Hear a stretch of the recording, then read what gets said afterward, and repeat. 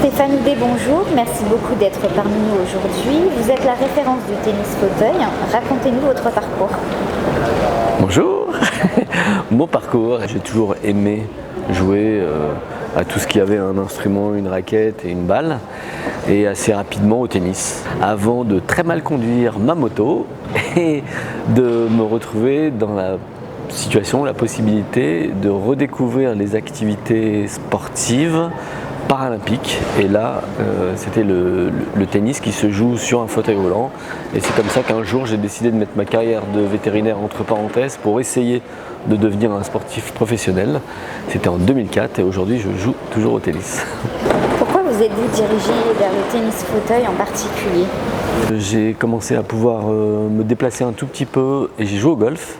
Et c'est grâce au golf que j'ai découvert le tennis paralympique qui lui se joue en fauteuil roulant mais qui n'est pas réservé aux gens qui sont en fauteuil roulant au quotidien. Et comme c'était mes premiers amours, je me suis dit c'est pas possible, il faut que j'essaye ce truc et je me suis engagé assez rapidement. Au niveau des règles, c'est un sport qui est évidemment très similaire au tennis avec un point réglementaire qui varie. Parlez-nous de cette variante. Alors il n'y a qu'une seule variante, c'est la possibilité pour les joueurs de jouer la balle au deuxième rebond. Ce sport évolue, c'est marrant à voir et passionnant quand on est sur le fauteuil et quand on arrive à se déplacer.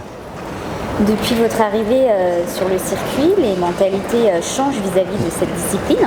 On vous entend souvent parler de vouloir démocratiser le tennis fauteuil, de promouvoir cette activité sur le plan sportif et non sur le plan du handicap.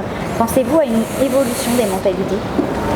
Je pense que maintenant on a vu la possibilité de se retrouver tous ensemble. Je pense que là aujourd'hui on parle d'une différence psychologique ou physique et je suis persuadé qu'on pourrait trouver des sports où on pourrait jouer tous ensemble.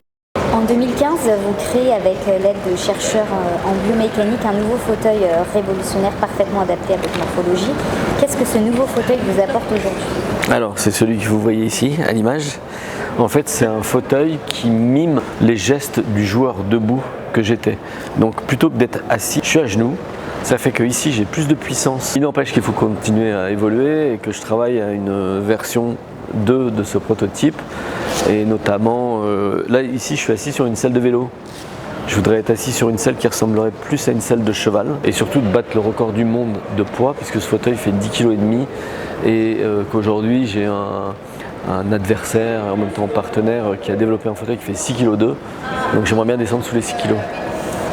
Justement, après autant de victoires, quels seraient vos objectifs ?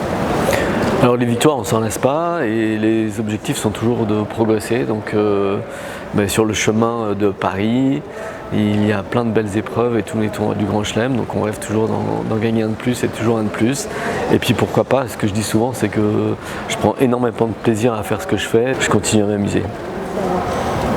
Le plaisir, le partage, c'est ce que vous dégagez. Que pouvez-vous dire aux jeunes Cléois aujourd'hui qui vous regardent ? Je dirais la même phrase que celle qu'on a retenue ce matin avec les élèves, c'est de dire que si c'est possible, c'est déjà fait. Et si c'est impossible, vous le ferez. Et du coup, dernière question, quel message pourriez-vous faire passer à des personnes en situation de handicap qui ont renoncé au sport ? Alors renoncer au sport, ce qu'il faut savoir, c'est qu'il y a des gens qui ne sont pas branchés sport et qui peuvent s'épanouir plutôt dans un domaine culturel, artistique, entrepreneurial, que chacun se reconstruit aussi ou se construit avec ses rêves. Mais en même temps, pour ceux qui ont renoncé dans un premier temps, essayer de comprendre pourquoi et oser revenir sur des aires de jeu. Et en partageant, vous verrez qu'on retrouve aussi grâce au sport de la vie. Et merci beaucoup Stéphane Houdet, merci d'être avec nous aujourd'hui sur Clé Souille. Merci à vous.